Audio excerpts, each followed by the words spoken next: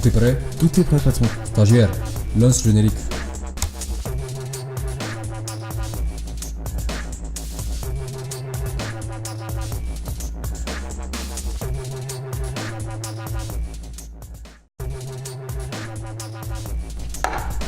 Tout est prêt? Tout est prêt, patron. Bien, bonjour Ananda, j'espère que vous allez bien en tout cas. Bonjour, Je t'ai juste à la main. Merci d'être venu, c'est très gentil. Je vous en prie. Donc vous faites des clips et vous êtes scénariste, c'est ça? Ouais, réalisatrice aussi. Réalisatrice aussi, très bien. Donc quand on a appris que vous allez venir, on s'est renseigné sur votre travail. Et donc on a regardé le fameux clip que vous aviez présenté. Oui, Donc deuxième, c'est ça? Alors j'ai présenté un clip hier qui s'appelle Dead End, qui a été créé pour Quentin Sauvé, qui est un artiste lavallois, mais qui a une diffusion au niveau international. D'accord. Et qui sort son album là le 1er février. Et pour lui, j'ai créé 3 clips en fait, et il y en a un deuxième qui vient de sortir qui se nomme Love is Home. D'accord, c'est celui-là qu'on a vu d'ailleurs. D'accord. C'est celui-là qu'on a vu, donc on voudrait vous en parler, mais d'abord on va parler de votre parcours, si vous voulez bien. Qu'est-ce qui vous a amené au cinéma, simplement? Qu'est-ce qui vous a amené au cinéma, à la réalisation, à l'écriture? Alors contrairement à pas mal de réalisateurs qui sont arrivés au cinéma par le biais d'une certaine cinéphilie, on pourrait dire, moi j'ai eu un parcours un peu atypique, étant donné que je viens des Beaux-Arts et j'ai découvert surtout les arts plastiques en règle générale. Et j'ai pratiqué pas mal, notamment la photographie, l'illustration. Et à un moment donné, l'image fixe m'a ennuyée. Et du coup, je me suis rendu compte que l'image telle que je l'explorais ne me suffisait pas et que j'avais envie de raconter des histoires. Et du coup, je suis arrivée au cinéma comme ça.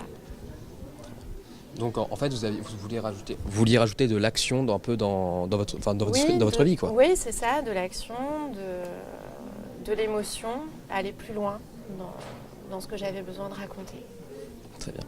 Donc dans ce clip Love is Home, c'est ça? Vous avez choisi la nuit. La majorité du clip se passe dans la nuit. Ça commence au crépuscule et tous les événements après se déroulent. Exactement, ouais. Pourquoi ce choix simplement? Est-ce que c'est par rapport à la musique ou par rapport vos convictions ou je ne sais pas? C'est par rapport à la musique déjà, parce que cette musique trace beaucoup d'ombre en fait, un peu de luminosité à l'intérieur de l'ombre, on va dire. Et du coup, j'avais envie de développer du coup un univers plutôt nocturne avec ces jeunes qui se baladent dans la nuit et qui vivent des choses comme ça un petit peu secrètement. Voilà, en dehors des regards qui pourraient être portés sur eux le reste de la journée, par exemple. Je vois. Je vois très bien. Vous voyez de quoi je vois très bien. Donc moi j'ai plein de questions, mais on va aller peut-être pas l'essentiel, mais on va partir sur ce qui peut nous intéresser. Vos critères pour le casting. Pourquoi vous avez choisi ces jeunes, pourquoi pas d'autres? Alors, j'ai fait un casting classique pour l'héroïne brune qui porte du coup ce clip-là, qui porte aussi un clip à venir, parce qu'il y en a un troisième du coup, et avec à peu près les mêmes protagonistes, il y a un jeune garçon en plus. D'accord. Après, pour les figurants, ça s'est passé un petit peu par voie de contact, je vais dire. Donc, il n'y a pas eu de casting réellement pour les figurants. Par contre, pour Brune, oui. Et je trouvais qu'elle dégageait quelque chose de très très fort à l'image. D'ailleurs, elle est à la Berlinale cette année, en fait. Voilà, elle tient un rôle important dans un film qui est en compétition sur un court-métrage. Donc elle a quand même une certaine expérience dans le milieu. Elle a une expérience de jeu et ça, pour moi, c'était primordial qu'elle ait une expérience. Je voulais une jeune fille qui dégage quelque chose de très fort. Et j'ai trouvé, donc elle m'a envoyé des tests vidéo tout simplement, et j'ai trouvé qu'elle dégageait quelque chose d'assez étonnant dans son regard en fait, parce qu'elle porte en elle quelque chose d'à la fois lumineux et quelque chose de sombre aussi. Et comme c'était la thématique du clip, j'ai trouvé ça très cohérent. Bien. On a aussi remarqué avec mon ami que vous semblez beaucoup jouer sur la netteté de l'image. Enfin, l'image, tantôt elle va être floue, tantôt on va avoir vraiment une image qui va être très très nette, très très claire. Qu'est-ce que vous pouvez me dire par rapport à ça? Alors ça, c'est plutôt un parti pris esthétique, je dirais, que j'utilise pas forcément à chaque fois. Là, je trouvais que ça s'y prêtait beaucoup pour celui-ci, puisqu'on est sur des plans un petit peu à l'arraché, comme ça, un petit peu volés. Et du coup, oui, c'est pareil. En fait, à chaque fois que je crée un projet, j'essaye de trouver la cohérence. Là, j'ai dit à mon cadreur, donc Sofiane, je lui ai dit, vas-y, tu peux oser le flou sur celui-ci, il n'y a aucun souci, quoi. Donc on y va pour le flou. Et puis il y a beaucoup de mouvements aussi.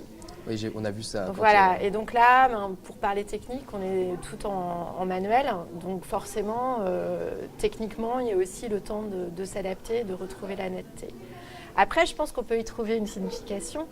Mais en l'occurrence, c'était vraiment un choix esthétique. Et d'avoir comme ça des plans un peu à l'arraché.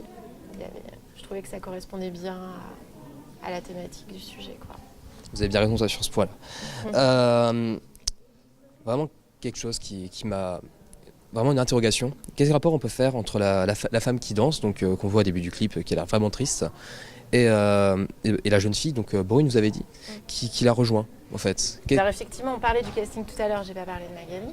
Mais je voulais une comédienne aussi. Je reviens juste sur ce point-là avant de répondre à votre question. Magali a à la fois un parcours de modèle et de danseuse, et elle est aussi comédienne. Donc voilà, elle portait des choses très intéressantes, et je voulais vraiment un parallèle entre les deux. Après, moi, je vais vous retourner la question. Comment est-ce que vous l'avez compris, ce parallèle-là ? Personnellement, moi j'ai pensé que ça aurait pu donner un sens à... Elle est seule en fait, cette jeune fille est seule, elle cherche de l'affection, comme on la voit dans les bras de son amie, qui vraiment se blottit contre elle. Et c'est un peu une sorte de figure protectrice, une sorte de figure de la mère qui peut essayer de l'entourer et lui donner un confort, une sécurité. Moi c'est comme ça que je l'interprète. Après... Alors, vous n'êtes pas très très loin. Moi, en fait, dans mon intention de départ, je voulais à la fois parler de quand nous sommes plus jeunes, donc vers votre âge, où nous avons parfois besoin d'être rassurés. Et ça aurait aidé, enfin moi je sais que personnellement ça m'aurait aidé de savoir plus tard celle que je serais devenue, en fait. Et à l'inverse, quand on est adulte, on aurait presque voulu dire « mais t'inquiète pas, tout va bien se passer ». Voilà, malgré les difficultés, malgré certaines choses qui peuvent se passer là aujourd'hui, rassure-toi, tout va bien aller.